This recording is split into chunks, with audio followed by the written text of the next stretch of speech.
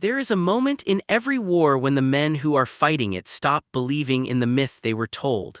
In the deserts of North Africa, that moment came when the legend of the desert fox finally cracked. For years, Rommel had felt unbeatable. His Africa corps had pushed and chased and won, and the sand seemed to belong to him. But on the dunes of Egypt, the British Eighth Army was getting ready for something that would later be remembered as one of the turning points of the war. Montgomery had learned from every defeat that came before, and this time he was patient. For weeks the supplies came in ships from England, ships from America, an endless river of fuel and shells and steel. And while the British grew stronger every single day, almost nothing reached Rommel at all.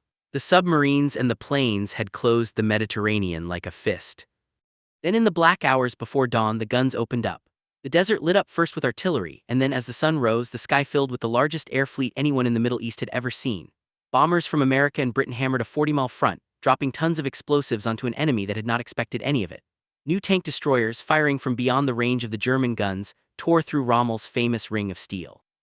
The Scots of the Highland Division, men who had been broken in Europe, came back to settle the account.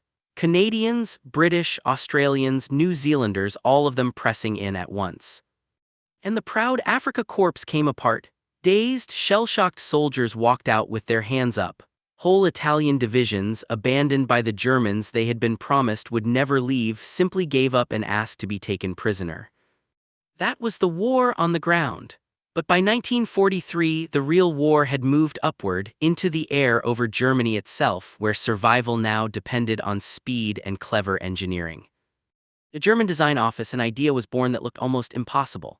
The bombers were flying deeper into the Reich every week, and the fighters that rose to meet them needed something new, a plane that could close the distance fast, hit hard, and get away before the escort swarmed it. The answer was the Dornier Do 335, nicknamed the Arrow. It had two engines, but not on the wings like everyone expected. One sat in the nose and pulled. The other sat hidden in the tail and pushed.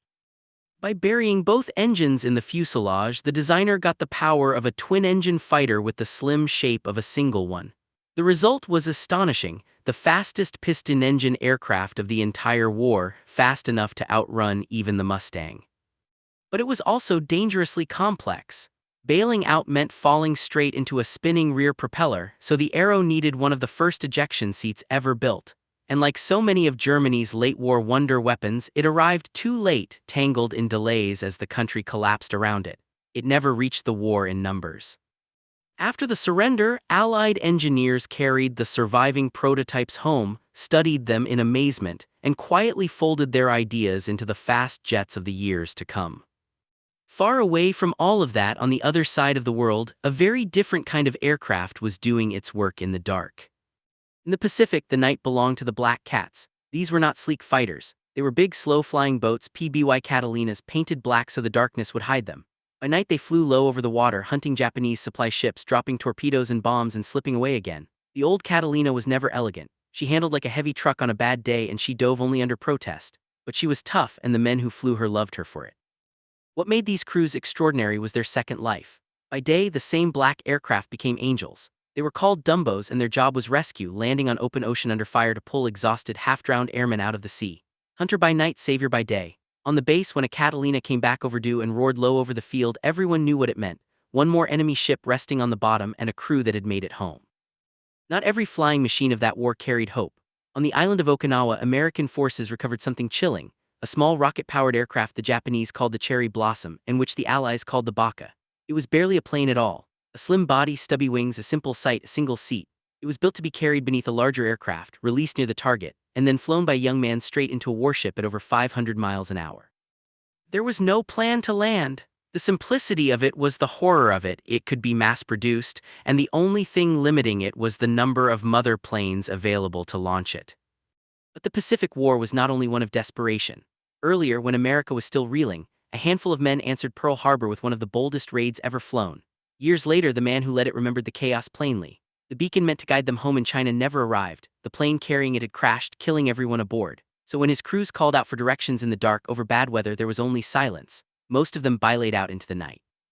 They had been spotted that very morning and lost the element of surprise they had counted on, yet by sheer luck the Japanese assumed only carrier planes could reach them and did not expect medium bombers at all.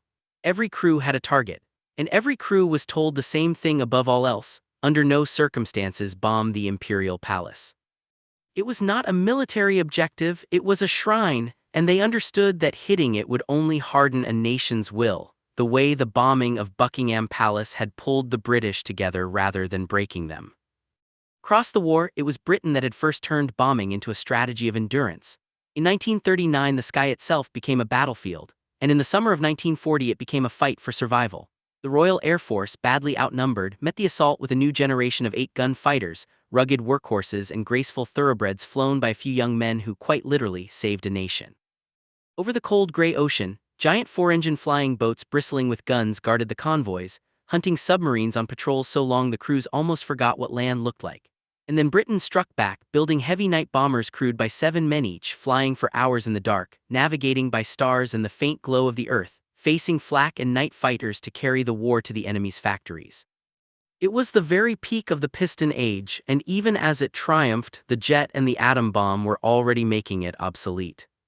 On the Eastern Front, one machine became the symbol of German striking power, the Heinkel He 111. It had begun life as a lie sold to the world in the 1930s as a sleek civilian airliner, while hidden inside its body was a bomb bay, a secret violation of the treaty that was supposed to keep Germany disarmed. A wolf in sheep's clothing. When the invasion of Russia came in June 1941, these bombers droned in tight formations over the endless steppe, smashing airfields and railways and factories, trying to break the Soviet Union before it could wake up. But Russia was vast, a sea of earth that swallowed armies whole, and then came an enemy no gunner could shoot. The winter so brutal it froze the oil solid. The proud bomber was reduced to a lifeline, flying supplies to armies trapped at places like Stalingrad. A workhorse to the bitter end. In the final stretch of the Pacific, the thunder grew louder still. From newly captured islands rose the silver giants, the B-29 superfortresses climbing into the stratosphere to carry fire directly to Tokyo. Out at sea, carriers launched wave after wave of fighters to sweep the skies clean. And in those last desperate days came the kamikaze pilots aiming their planes at the ships themselves, met by a wall of anti-aircraft fire so thick it seemed nothing could pass through. For every ship the enemy sank, the shipyards back home launched 10 more. The industrial might behind the Allies had become a flood that simply could not be stopped.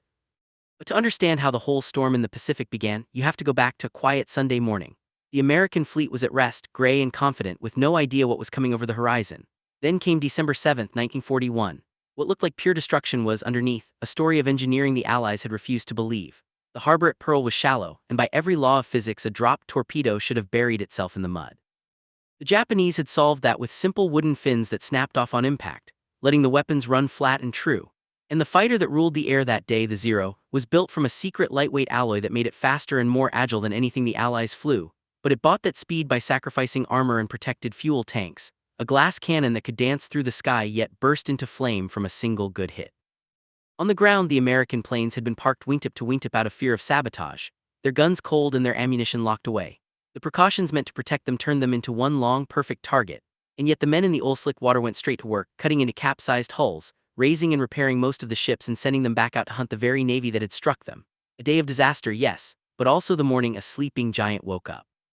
Years later, much of what we know of these moments survives because ordinary people pointed their cameras at it. One man carried a small personal film camera through the preparations in England, across the beaches on D-Day, and on into the liberation of Paris and the heart of Germany. He filmed soldiers and pilots in quiet French villages and even a famous writer passing through the chaos. He captured the gun cameras on fighter planes, the ones that fired alongside the machine guns, because a pilot got no credit for a kill unless the film proved it. In some of those clips you can see a pilot leap from his burning aircraft. In others, you see only a fuel tank explode, and you understand without being told that the man inside never came home. Every one of those machines had a story. Every one of those young men did too. And the least we can do all these years later is keep telling them so that none of it fades quietly into the past.